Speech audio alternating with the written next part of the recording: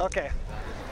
I'll try to speak up really loud so that everyone can hear me. I'm not very practiced at that. But okay, so my name is Michael, and I've always been kind of a churchgoer. I grew up. My mom wasn't always. This is pretty smoky. I'm gonna go over here a little bit. My mom took me to church, started taking me when I was like 5. They had a lot of fun toys there, so I was like, yeah, keep bringing me back, it's a blast. And so so we started going. We over the years became gradually more and more involved. My mom became the director of the children's ministry, and so I served on worship teams. I served on all that stuff. From the outside, looked like a great Christian guy. I spent all my time at the church. I was there pretty much every day, helping out, doing whatever I could. I even worked on the maintenance team. Like I said, served on multiple worship teams, all this stuff, and project and yell. I'm sorry to cut in. A little louder. Just yelling even louder. I will try. I'll try to do some of these too. Okay. So recap. Was serving a bunch. That's it. And so basically, however, throughout that whole time, from the outside, I looked awesome. I looked like I was dedicated to the ministry, dedicated to Jesus. Looked like I loved the church. I said that I loved the church. I said that I loved Jesus. I pronounced that I had faith in Him. However, there was nothing on the inside that reflected that at all. Basically, I was a sinner, as we all are, but I was a sinner, and I was prideful, and I actually liked it. I actually kind of liked being able to fool everyone around me. It was sort of a sick, twisted satisfaction. I enjoyed being able to manipulate situations, being able to mimic the Christian lingo, what's up, brother, smile every time you shake someone's hand. Like I said, I was up on stages and singing about Jesus, and never truly knowing anything about Him at all, or the Bible, or anything that had anything to do with it. I was the epitome of just going through the motions. It sounds cheesy, that was my life though. Everything about it, the way I talked to people, the way I had conversations, hung out with people, the way I did relationships, dating and friendships, everything, all surrounded on my, I guess I could call it a functional savior, need to be religious. My need to be religious, and I was a pro at it. Like I said, I was extremely prideful.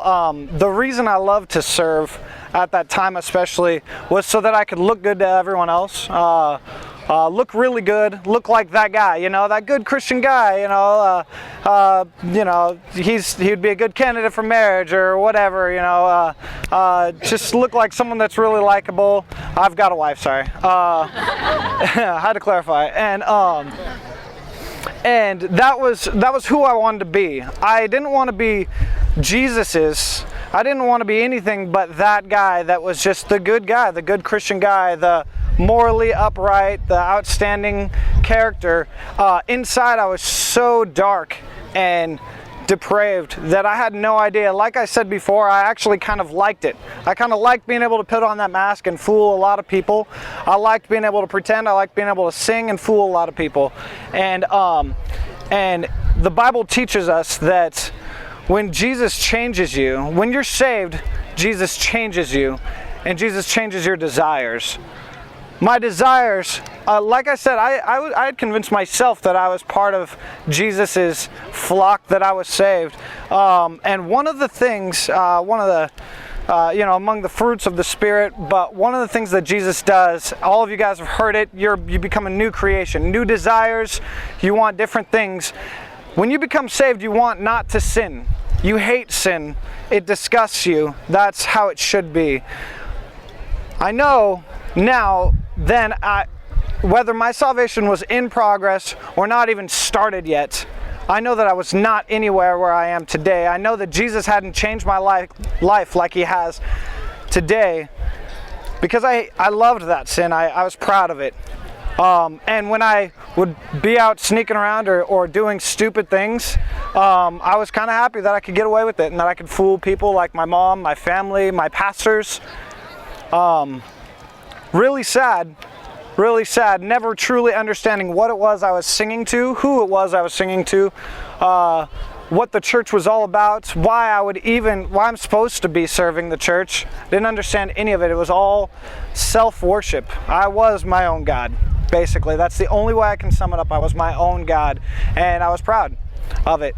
Until one day I went to a new church. I met a girl at school, and she brought me to a church, Mars Hill, and I realized fairly quickly on in that experience that sin wasn't supposed to be sort of like this good friend that you keep around, kind of hidden though, on the DL. It wasn't supposed to be something like that where you're like, yeah, totally, we'll hang out, but after, Sunday, of course, I have to put on the face. And so I realized this, and I realized that if Jesus has truly changed me, I would hate my sin, and I would want to do anything that I could to change that about myself. So I again kept going to the church. I really liked this girl. We got married, like I said. Ow! And and absolutely, and it's been a process of growth, because I had to weed so much religious garbage out of my system. The lingo, everything that was ever an act for me, I felt convicted about doing that in my new redeemed relationships and redeemed mindset toward things. I felt convicted about it, and it's been a process to be able to work through that. I believe that the topic that Dimitri's talking about is being a new creation, or Jesus makes us new.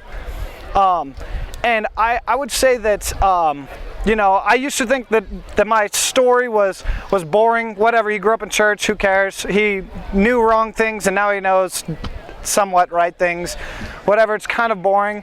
But I think it can be applicable to a lot of people. Even those that are going to a good church under good teaching, it's so easy to worship yourself, to worship or to create for yourself a functional savior. Anything can be a functional savior. Mine was serving so that I could be seen as that guy. I was my own functional savior, being that cool guy, being the servant of the church or whatever. Yours could be anything else. Yours could be being the musician, being popular, being successful, having a lot of money. It could be anything. Could be your functional savior, and I want to challenge you guys to look at that. Even if you guys have had relationships with Jesus for a long time, like I said, I thought that I knew the God that I was singing to. I had no idea until he actually kind of kicked my butt a little bit about a lot of stuff. And so I guess I am a story of someone who worshiped himself, who was extremely religious, who Jesus has changed completely, and that was salvation for me. So yeah, I'll be here afterwards. I don't know if any of you guys have any questions or want to talk about anything at all. I'd like to make myself available. Just if you guys, maybe you find yourself in this same kind of situation, maybe many of you it doesn't apply to, but maybe one or two of you guys can kind of hear what I'm coming from and can kind of relate to a point. I'd love to get a chance to talk to you guys. So yeah,